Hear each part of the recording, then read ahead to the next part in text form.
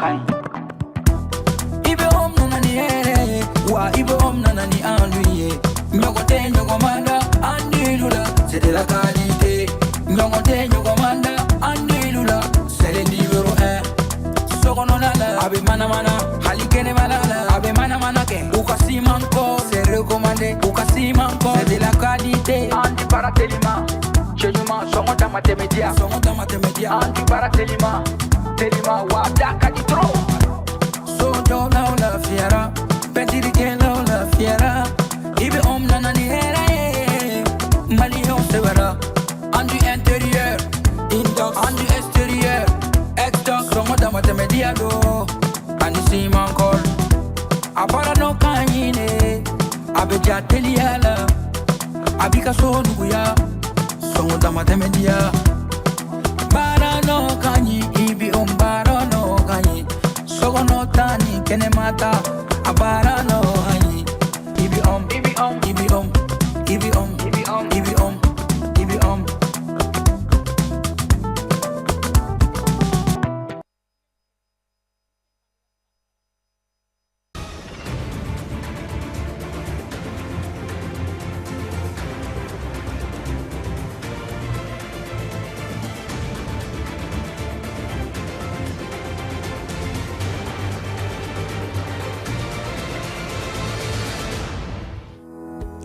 Démarrage des activités de l'initiative Mon histoire du sport par le ministère de la Jeunesse et des Sports ce jeudi 7 mai 2026 au stade Ouanzan de Bamako. Les détails c'est dans un instant avec Mamadou Diallo. Dans la page santé, nous parlerons d'arthrose, cette maladie liée aux articulations qui constitue la moitié des consultations en rhumatologie et que nous sera développée par les professeurs Maïga et Touré. Bonsoir à toutes et à tous et merci d'être encore des nôtres pour ce 20h30. Comme annoncé, lancé il y a quelques semaines par le ministère de la Jeunesse et des Sports chargé de l'instruction civique et de la construction citoyenne, a officiellement démarré le programme Mon histoire du sport dont le but est de créer un espace d'échange entre les anciennes gloires du sport malien et la jeune génération. Cette première phase a concerné la Fédération malienne de handisport ce jeudi 7 mai 2026 au stade Ouanzan Koulibaly de Bamako sous la présidence de Abdul Kassim Ibrahim Fomba. Mamadou Diallo y était pour Advance TV. Une rencontre entre mémoire sportive et jeunesse, le stade Ouanzan Koulibaly a servi de cadre à cette première phase d'une initiative inédite portée par le département en charge des sports. À travers des témoignages et des récits des sportifs ayant marqué l'histoire du Mali, le programme vise à transmettre aux jeunes les valeurs de courage, de discipline et de persévérance. Selon le ministre Abdul Kassim Ibrahim Fomba, cette rencontre d'échange entre vétérans du sport et jeunes athlètes doit contribuer à renforcer le mental des représentants du Mali engagés dans les compétitions internationales. Parce que ce que nous voulons, c'est que vous avez des anciens ici qui se sont battus pour le pays, qui ont tout donné. On veut que vous vous inspirez d'eux. Tout n'est pas forcément dans la technique, dans la force, la formation que vous faites. Il y a beaucoup de mental dans le haut niveau. Et ce mental-là, c'est justement ces anciens qui peuvent vous les donner pour que vous puissiez aller loin. Parce que nous vous faisons confiance. Nous pensons que vous pouvez aujourd'hui relever encore plus le drapeau du Mali, comme l'ont fait vos aînés, comme l'ont fait les papas, comme l'ont fait les plus anciens. Le handisport mis à l'honneur, le président de la Fédération malienne de handisport a salué cette initiative qu'il juge essentielle pour l'épanouissement des athlètes, notamment des personnes en situation de handicap. Moi, je suis particulièrement heureux aujourd'hui, vraiment d'assister le passage de ma fédération avec vraiment des témoignages poignants, avec des athlètes d'élite qui ont vraiment fait des grandes compétitions. Beaucoup dans la salle ont compris aujourd'hui que la personne handicapée n'est pas une personne à négliger, n'est pas une personne de mettre à côté. Les différents témoignages empreints d'émotion ont rappelé que le handicap ne doit jamais constituer un frein à l'ambition ni à la réussite sportive. Cette démarche devrait progressivement être élargie à l'ensemble des fédérations sportives du Mali afin de mieux préparer psychologiquement les athlètes et de rappeler qu'aucun sacrifice n'est de trop lorsqu'il s'agit de défendre les couleurs nationales. Sur un autre registre, les forces vives de Sikasso ont rendu ce mardi 5 mois un hommage au général d'armée Sadio Kamara décédé le 25 avril à la suite d'un attentat ayant visé son domicile. Entre prières, recueillements et témoignages, autorités et citoyens ont salué la mémoire de l'officier supérieur tout en appelant à l'unité nationale. Zanga Ouattara depuis Sikasso. Tribune du Mamilon, recueillement ce mardi 5 mai à Sikasso. Les jeunes de toutes les couches sociales, les autorités administratives, les leaders religieux, la société civile, tous se sont réunis pour rendre un vibrant hommage au général d'armée Sadio Kamara, disparu tragiquement le 25 avril dernier. Il s'agissait pour eux de venir témoigner leur gratitude à cet homme d'État pour les efforts consentis dans la défense et la stabilité du pays. Le général Sadio n'a pas servi dans le confort, il a servi dans l'urgence. Il a servi dans la tempête. Il a tenu debout là où beaucoup auraient vacillé. La vraie question est simple. Sommes-nous aussi prêts à se tenir debout pour le Mali? Au menu des activités, lecture du Saint-Courant et prières collectives, musulmans et chrétiens ont, dans un même élan de communion, prié pour le repos éternel de son âme et pour la paix et la stabilité au Mali. Nous demandons à toute la population de faire des prières à tout moment pour la stabilité de ce pays, pour ceux qui sont blessés, pour ceux qui sont morts. Le Mali, c'est un grand pays très difficile à gérer à cause de sa grandeur et de sa largesse. Mais quand on se donne la main, quelle qu'en soit cette grandeur-là, ce pays-là sera uni et tout ce qui se trouve à l'intérieur sera contrôlé et la main sera mise sur tout. Un moment plein d'émotions mais d'engagement pour les autorités régionales pour un Mali uni et solidaire. Et le message que le général nous a laissé, c'est d'être unis, d'être artisans de paix et de continuer ce combat après lui. C'est vrai, il est parti, mais c'est son corps qui est enterré, mais son âme reste avec nous. La cérémonie a été marquée par une collecte de fonds en soutien à la famille du fait général d'armée Sadio Kamara. Auparavant, une minute de silence avait été observée à l'endroit des victimes tombées pour le Mali. À travers ce geste, Sikasso exprime sa compassion à la famille du défunt et réaffirme son attachement aux valeurs de paix et de cohésion sociale. À présent, focus sur la santé. Maladie chronique affectant les articulations du corps humain, l'arthrose constitue 50% des consultations en rhumatologie. Elle est favorisée entre autres par le surpoids, les traumatismes et l'âge. Et pour sa prise en charge, il existe différents moyens, notamment la chirurgie. Pour plus de détails, suivons ces entretiens avec une équipe de chirurgiens orthopédiques lors d'une implantation de prothèses. C'était en présence de Omar Sissoko. Dans le département de chirurgie orthopédique et traumatologique du CHU Gabriel Touré, se déroule une opération chirurgicale complexe et pas des moindres.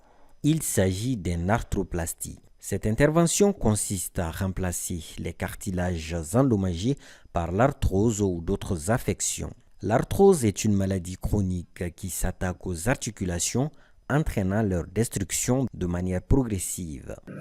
L'arthrose, pour me faire comprendre de façon très simple, est une destruction de l'articulation. Et cette destruction concerne une partie spécifique qu'on appelle cartilage. Et cette arthrose peut atteindre toutes les articulations du corps humain.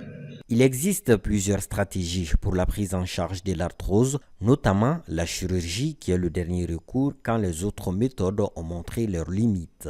L'arthrose du genou, c'est l'arthrose la plus fréquente parce que le genou est une articulation portante. C'est-à-dire lorsqu'on se met debout, les poids sont supportés par le genou. Et elle se manifeste encore principalement par la douleur, par une limitation de la fonctionnalité du genou lui-même. Dans le traitement de cette arthrose, il y a plusieurs types de traitements qui passent par des traitements avec les médicaments, les anti-inflammatoires, les antalgiques, les infiltrations, c'est-à-dire les piqûres des médicaments dans l'articulation, la prise en charge des anti-arthrosiques. Mais le volet qui nous intéresse, nous, surtout, c'est la chirurgie. Et cette chirurgie n'est pas indiquée chez tous les patients. Donc la chirurgie consiste à enlever totalement ce cartilage qui est totalement abîmé et le remplacer par ce qu'on appelle les prothèses, qui suppriment, lorsqu'elles sont bien faites, totalement la douleur et ça améliore le confort de vie du malade. Après cette intervention lourde, le patient a besoin de confort et d'accompagnement lors de la convalescence pour une guérison optimale et complète. Donc il faut que les conditions d'hygiène soient vraiment respectées. Vraiment. Et également une température moins élevée. Ça c'est impératif. Donc le malade doit être vraiment dans une salle bien aérée et bien refroidie. Sinon ça va vraiment, ça s'est très bien passé. Je suis vraiment satisfaite de leur travail. Moi, je me sens mieux maintenant. Avec 50% des consultations en rhumatologie, l'arthrose se classe parmi les pathologies les plus fréquentes dans notre pays. Maladie invalidante, elle est favorisée par l'obésité, l'âge, les infections et bien d'autres facteurs. Nous bouclons l'édition avec les actualités internationales avec Aïssata Silla. Le gouvernement tchadien a instauré jeudi soir un état d'urgence de 20 jours dans la province du lac Tchad. Cette décision fait suite à une recrudescence des attaques du groupe terroriste Boko Haram, qui ont récemment coûté la vie à au moins 26 militaires, dont 2 généraux. Un deuil national a été également décrété en hommage aux soldats tombés lors de récentes embuscades. L'armée nigériane a annoncé avoir secouru les 9 dernières personnes encore captives après l'attaque d'un orphelinat dans l'état de Kogi, survenu fin avril. Parmi les rescapés figurent 7 enfants, 5 garçons et 2 filles, ainsi que 2 femmes adultes identifiées comme les épouses du propriétaire de l'établissement. Les autorités locales ont rappelé que l'établissement fonctionnait illégalement, illustrant les défis sécuritaires dans les zones rurales du pays, où les enlèvements contre rançon sont devenue monnaie courante.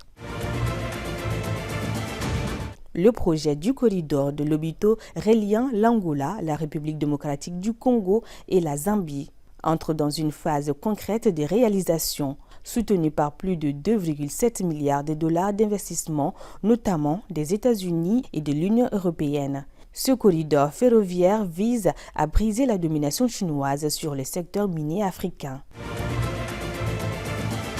Le gouvernement kenyan a officiellement confirmé jeudi le décès de 19 de ses citoyens combattants dans les rangs de l'armée russe en Ukraine. Outre ces décès, le ministre des Affaires étrangères, Musalia Mudavadi, a fait état de 32 disparus et de 2 prisonniers de guerre détenus en Ukraine. Si les chiffres officiels font état de 291 Kenyans enrôlés, les services de renseignement estiment que plus de 1000 ressortissants pourraient avoir été recrutés sous de fausses promesses d'emploi lucratif avant d'être envoyés de force sur la ligne de front. Cette situation a provoqué une vive indignation à Nairobi où des familles de victimes manifestent pour réclamer justice, tandis que les autorités tentent de négocier avec Moscou pour mettre fin à ces enrôlements forcés.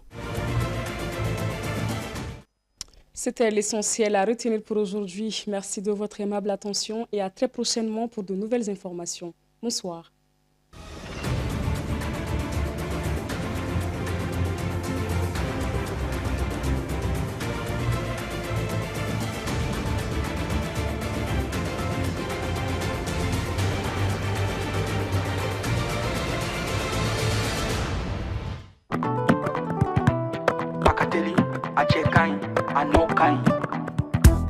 Ibe om nani ere, wa ibe om nani anduye. Nyogote nyogomanda, andilula, c'est de la qualité. Nyogote nyogomanda, andilula, c'est le numéro 1. Sokononala, abe mana mana, halikene malala, abe mana mana ke. Ukasi manko, c'est recommandé, ukasi manko. Damatemedia, Songo Damatemedia, Anti Baratelima, Telima, Wadaka di Tro.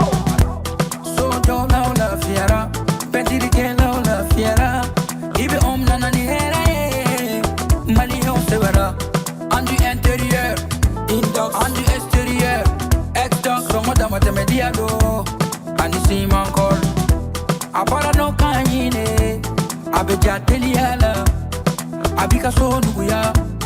Songo Damatemedia Bara no kanyi Ibi bara no kanyi Sogo no tani kene mata